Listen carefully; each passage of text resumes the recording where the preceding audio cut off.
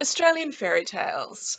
This is our first podcast episode. I'm your host, Shirley Way, and this is my guest, Joanna Henwood, the co-founder of the Australian Fairy Tale Society. Now, first and foremost, I'd like to acknowledge the traditional owners, the elders past, present and emerging of the land on which I stand, which is that of the Yagara Turrbal people in Brisbane. I acknowledge the traditional owners of the land on which our listeners stand and extend a welcome to you, Jo, and to those of your country. Which is Guringai land on the Hawkesbury River in New South Wales. Thank you very much, Shirley. Thank you. Now, Jo is a co-founder of the Australian Fairy Tale Society. She's an accredited storyteller with the Australian Storytellers and an accredited professional guide with the Institute of Australian Tour Guides, leading tours around many of Sydney's heritage sites, and she's also an education officer. The multi-talented woman is also a museum theatre creative, workshop leader and public speaker on many topics, and also currently a Federation of East Asian Storytellers mentor to heritage sites, Storytellers.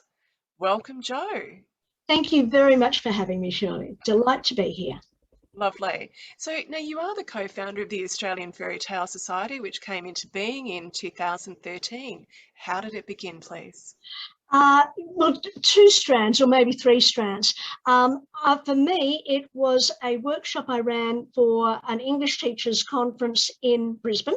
And afterwards, when I was on Facebook and talking about it, Reilly McCarron, who I know as another storyteller, was talking about it and, saying, and I said, oh, you should have been there, Shirley. Well, Shirley, Reilly, it would have been, it was so great because I knew she was also interested in fairy tales.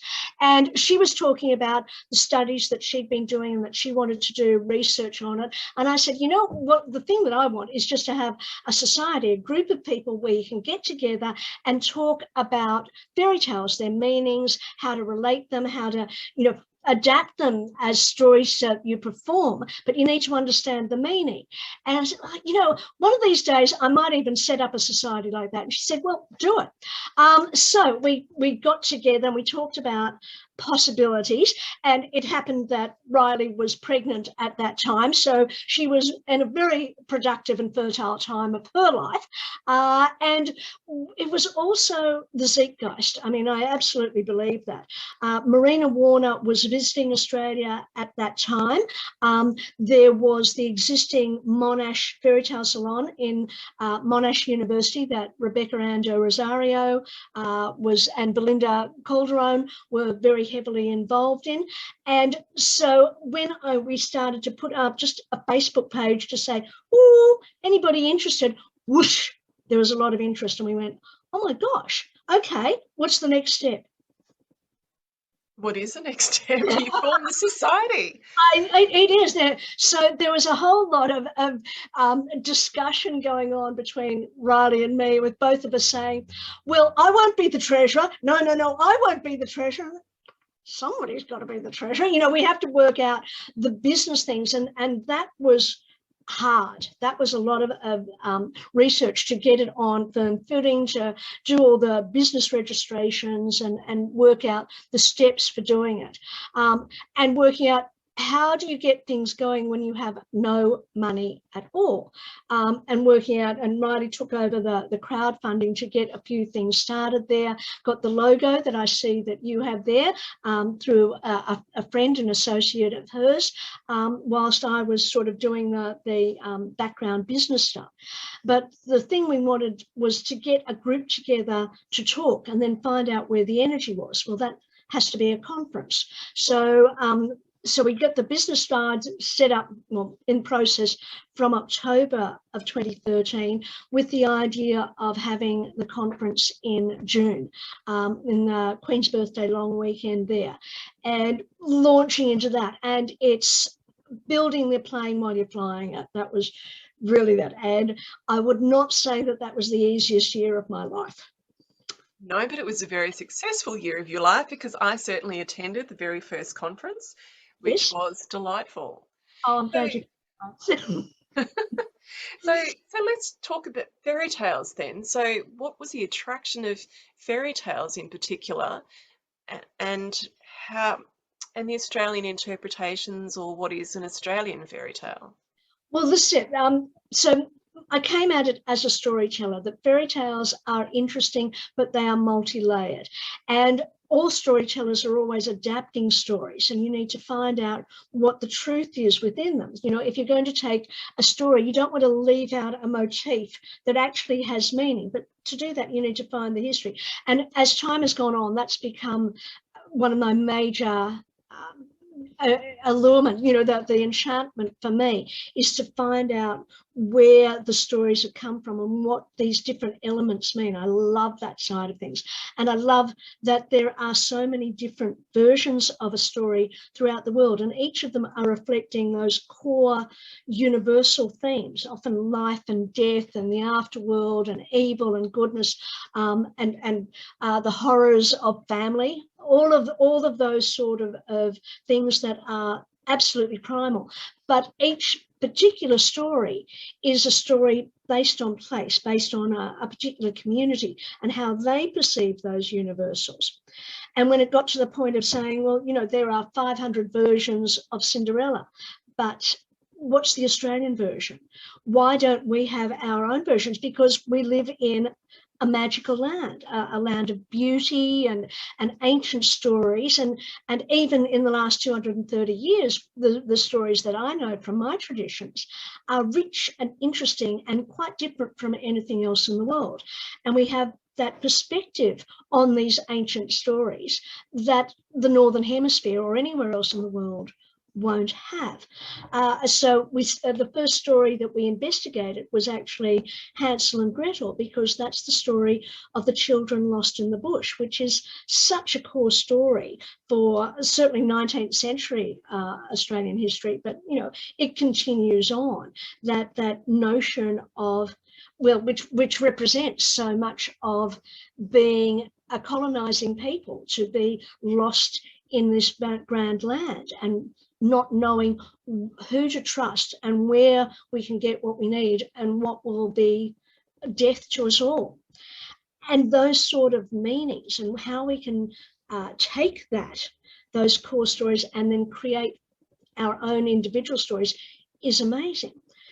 But it's not just the storytellers, and this is one of the things that I love about the Australian Fairy Tale Society, that it's not just a group of writers or storytellers or artists or psychologists, it's all of us, and we all have our different creative responses to the world around us, to the heritage that we receive.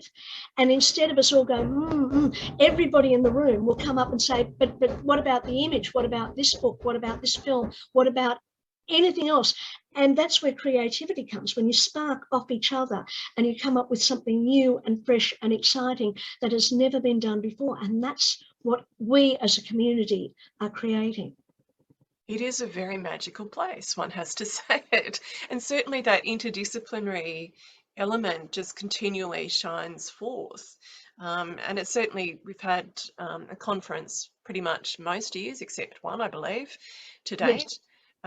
And that it's been very well embraced by all of those different disciplines. So the Fairy Tale Society has been going since 2013, first conference 2014. So how have you seen, I guess, how's your understanding of the Australian fairy tale or Australian interpretations of fairy tales developed over that time? Well, I think historically, so I want to know the history of the stories. And it's really only in the last year that I've done my own research. A lot of what I'd been doing up until 12, 15 months ago had been received wisdom about what what was the first Australian fairy tale, literary fairy tale, what was written down, what was followed on. And I'd been accepting that. But there'd been a little bit of doubt in my mind. A lot of the research I'd been relying on had been from Dr. Robin Floyd, who was probably the chief scholar at this time on Australian fairy tales.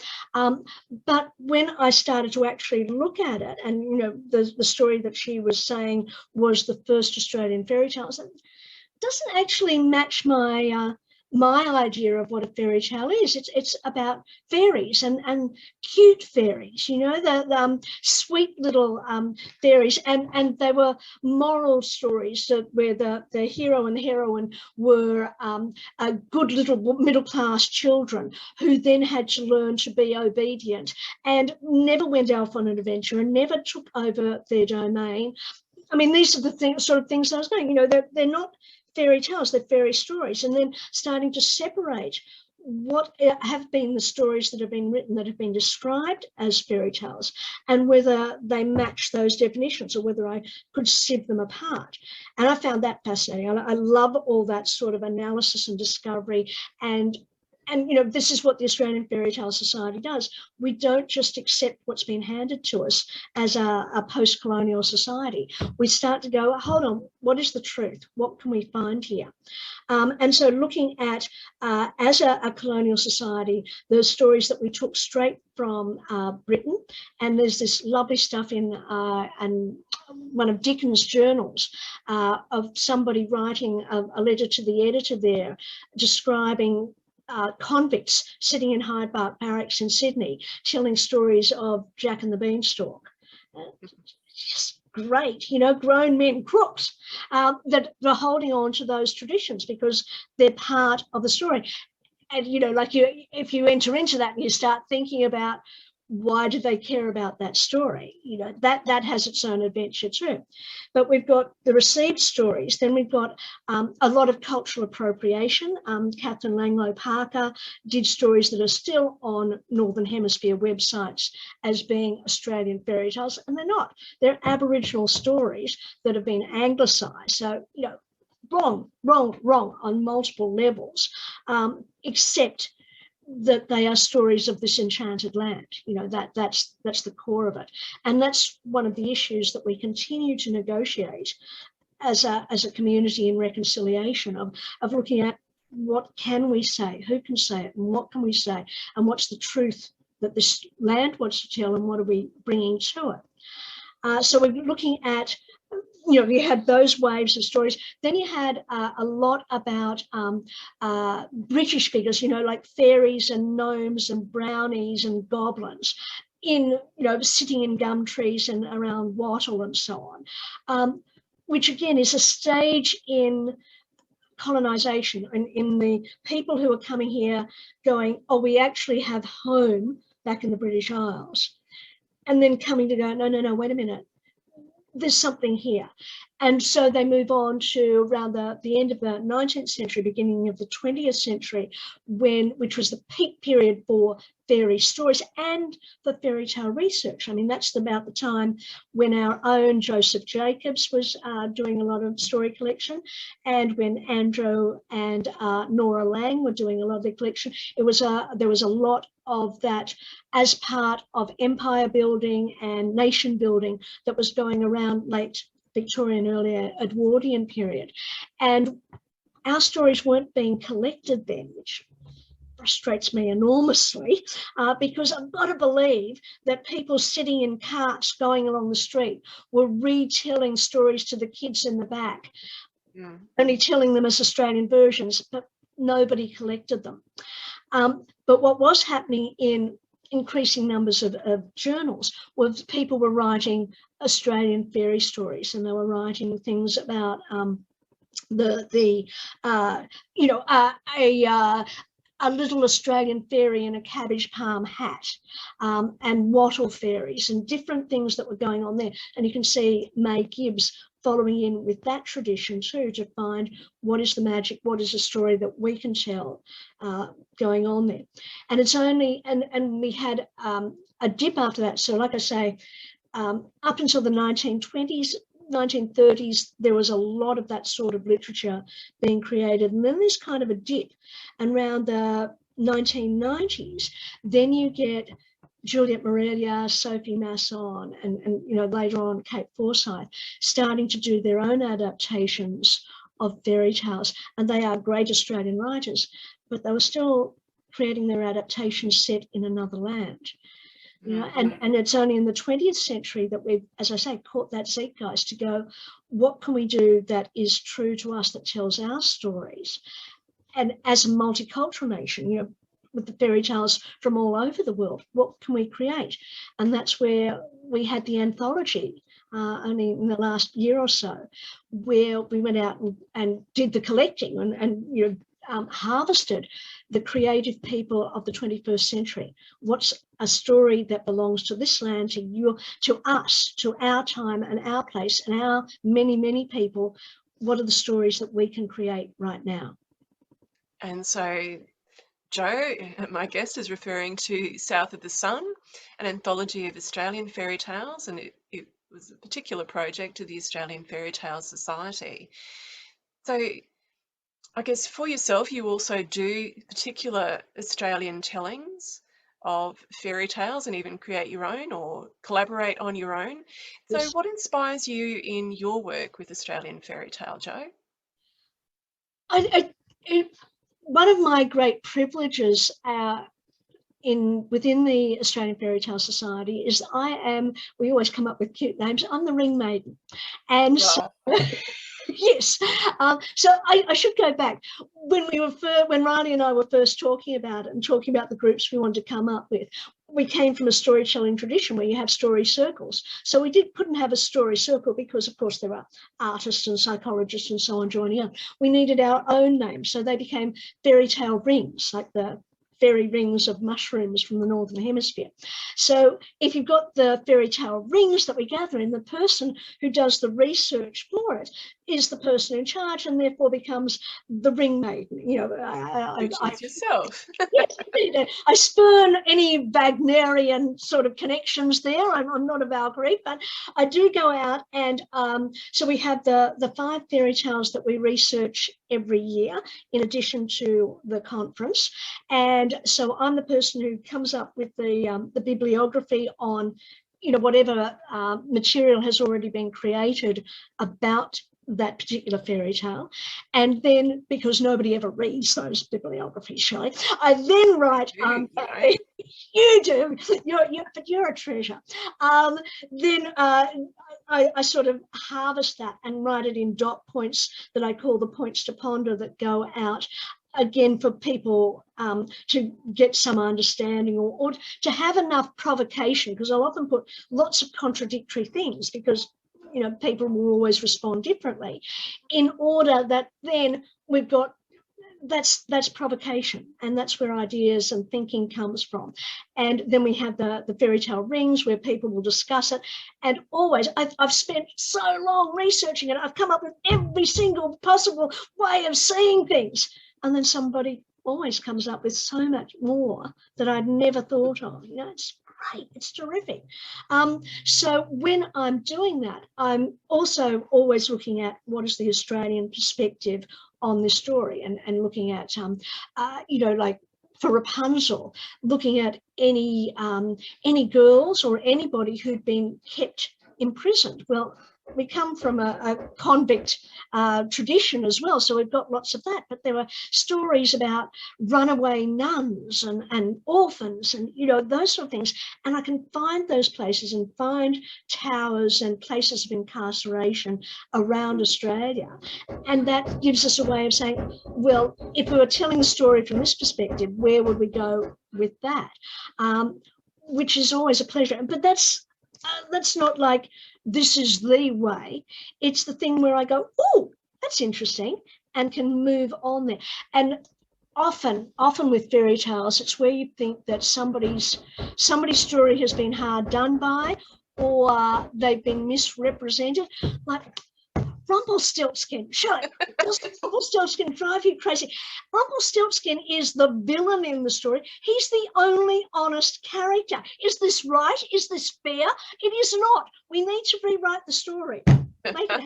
Well, I can recommend that there was a Sadler's Wells ballet written by, is it Carol Duffy? I can't quite remember the name. She was a very well-known poet over in the UK, and they did the backstory of Rumpelstiltskin, which was a just delightful ballet, one worth viewing should you ever get the chance. It was one of my delights early in the pandemic because they streamed it and they were doing all that wonderful work. So yes, so So again, though, so in terms of your own tellings, do you have a particular theme or something that particularly sparks off for you in terms of Australian tellings? Well, I work in heritage sites, so I'm around history a lot. So that will often happen.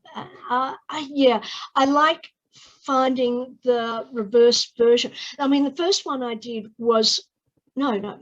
The first one I did was actually a really shallow version of Thumbelina, where I sort of used a bit, a lot. You would remember because it was at the first conference. I told that Thumbelina story, which was based on Azaria Chamberlain as being, the dingo got my baby, and that was what took Thumbelina away, and she travelled around the earth. And that was a relatively shallow one. The next one I did was Hansel and Gretel, and with that, I was looking at a world made of food. And of course, we've got bush tucker. So that changes the meaning of what the gingerbread house was. And the idea, like I always will loathe the idea of the children returning to their parents who are horrible, horrible people. The father is, yeah. And so looking at that isn't really a happy ending for them to return to the dysfunctional, abusive family situation. And so where was it? So turning that around and in various ways. But one of the joys for that is I now have a language. If I travel overseas, and you can travel overseas again, then that's a really good language for being with other storytellers around the world, because they understand the fairy tales, and then the parts that I've changed can stand out, and they've got a way of interpreting and understanding our culture through what is the same and what is different, which is how you do all your communication. But you also are exploring, I guess we all do still explore the Western fairy tales handed down to us from Europe, and you're currently involved in a very special project, if you would like to share about it, Oh, yes. based on the fairy tale salons. Yes, indeed. All right. So when I tell the history of fairy tales, I usually start in the middle, because it is in the French fairy tale salons of Versailles that the word fairy tales, or the term, was first coined. And those stories were not happy ever after. They were not romantic love cures all. They were not the aim is for the girl to be submissive. No, the real fairy tale salons were started off by the women, and they were satires, and they were strong and fierce, and they were ways, they were political rebellions of sort for these strong, capable, intelligent women to create and to have a coded way of talking about other strong, capable women. And they came up with a sort of goddess figure that was the fairy. And the fairy was the woman who organised everything within the story. And yes, you'd have your ingenue and your prince, but it was the fairy who was the strong one. And they represented all the powers that the conteuses, the saloniers, wish to have, and that they imagine themselves having. But these stories went on, and the sort of women who do things like that, who dare to speak their satire in an extremely oppressive and regimented life. I mean, their big issue was to be able to choose your own husband. The girls were just being sold off for the sake of the men, for the dynastic needs of the men. And that was one of the key things that they wanted. One of the first in feminism, in Western feminism, is to fight for the right not to be married off by the men. And so they've got creating these stories that are coded about these sort of needs. And were enormously successful. And of course, the salons with all these sort of dialogues, which not a million miles from a fairy tale ring, I like to imagine, with all these ideas coming and going. And And those stories ended up getting lost. And Charles Perrault listening in and taking them, but then turning them to not be rebellious stories, but to make them about the docile girl and the happy ending is to get married and all that sort of thing. His are the stories that live on, which is so frustrating. The women themselves who are creating this are wild. Oh my gosh, the scandals that they came up with, the abductions, the runaways, the scandals, the poisons, all sorts of things, spy work, and they're just glorious, absolutely fabulous women. But who knows about them? I mean, you and I might, but lots of people don't, and they don't know the fairy tales. And that's actually, it's a little bit justified because those stories just go on and on and on and on, and so that needs, that worked at that time. But we're in the 21st century, so we need to adapt and revise in order to create a story that can continue to live. We need to take those bones, those fossils, if you like, of those ancient stories and give them flesh. How do we do it? Well, we've got modern technology. And as you said, from the last couple of years, we're all used to meeting online. And in fact, we've got one of our fairy tale rings that we call a magic mirror is entirely online, is a Zoom meeting. A magic mirror because, of course, we can see vast distances and see the past and future and so on. And so how can we use that? So if you're doing a web series like the Lizzie Bennet Diaries and so on from a few years ago, then you can have a modern reworking of these scandalous women, which will give a context for what their lives are and give us a setting for passing on these stories, for creating our own adaptations of those original contes de fées, the original fairy tales, and so that they can reach out across time, across place, to still have meaning for us today. And that's wonderful. And again, it's a lovely collaboration that we're waiting for the unveiling of. But, there's yourself, there's Eliane, who's an opera singer, and other members as well. So it's that wonderful multidisciplinary element that comes from within the Fairy Tale Society. Now, you spoke some very intriguing words as you responded to that, Jo, by saying you're taking ancient bones and putting flesh on them, which is a very timely little, pitch for our fairy tale conference in Brisbane in October this year. And the theme is Australian Fairy Tales, Flesh or Fossil? ?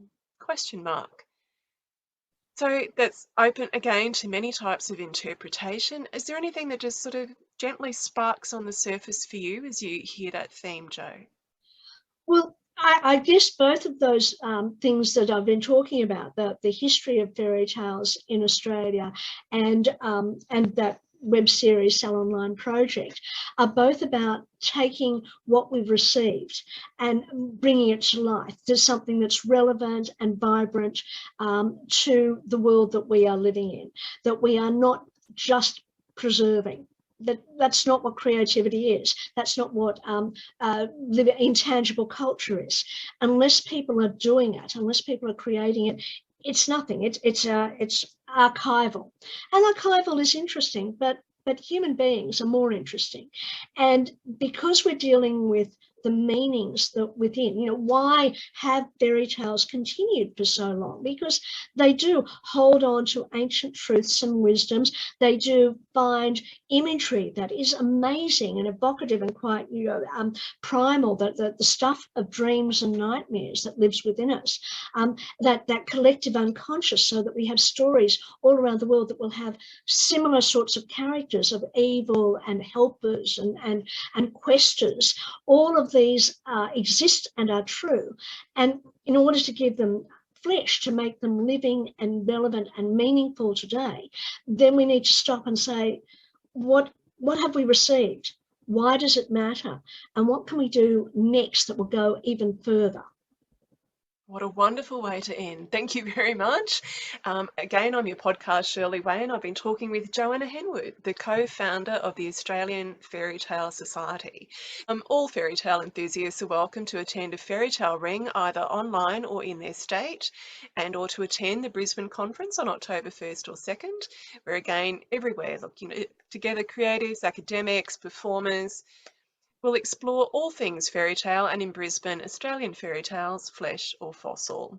So to learn more, we invite you to australianfairytalesociety.org for details, and our social media tag is at Aust Fairy Tale, so AUST Fairy Tales. Thank you very much.